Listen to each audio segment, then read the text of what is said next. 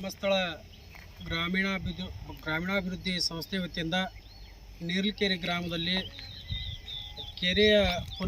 ಪುನರುತ್ಥಾನವನ್ನು ಕಾರ್ಯಕ್ರಮವನ್ನು ಪೂಜ್ಯ ಶ್ರೀ ವೀರೇಂದ್ರ ಹೆಗಡೆಯವರ ಸಾರಥ್ಯದಲ್ಲಿ ಕರ್ನಾಟಕ ರಾಜ್ಯದ ತುಂಬೆಲ್ಲ ರೈತರ ಬಾಳು ಹಸನಾಗಿರಲಿ ಹಾಗೂ ಕೆರೆಗಳು ನಶಿಸಿ ಹೋಗುತ್ತಿರುವ ಕಾಲದಲ್ಲಿ ಇವತ್ತಿನ ದಿವಸ ಕರ್ನಾಟಕದ ರಾಜ್ಯದ ತುಂಬೆಲ್ಲ ರೈತರ ಜೀವನವನ್ನು ಹಸನಾಗಿಸುವಂಥ ಕಾರ್ಯಕ್ಕೆ ಪೂಜ್ಯರು ಹಾಗೂ ಅವರ ಸಂಸ್ಥೆ ಒಂದು ಉತ್ತಮ ಕಾರ್ಯವನ್ನು ಕರ್ನಾಟಕದ ತುಂಬೆಲ್ಲ ಮಾಡ್ಕೋತಾ ಬರ್ತಾ ಇದ್ದಾರೆ. ಅವರ ಈ ಒಂದು ಕಾರ್ಯಕ್ಕೆ ಕರ್ನಾಟಕದ ತುಂಬೆಲ್ಲ ರೈತರು ಕೂಡ ಬಹಳ ಒಂದು ಅತ್ಯುತ್ತಮ ಒಂದು ಪ್ರೋತ್ಸಾಹವನ್ನು ಹಾಗೂ ಅವರ ಕೆಲಸ ಕಾರ್ಯಗಳು ರೈತರ ಬದುಕನ್ನು ಹಸನಾಗಿಸುವಂಥ ಕೆಲಸಕ್ಕೆ ರೈತರು ಕೂಡ ಅವರನ್ನು ತುಂಬ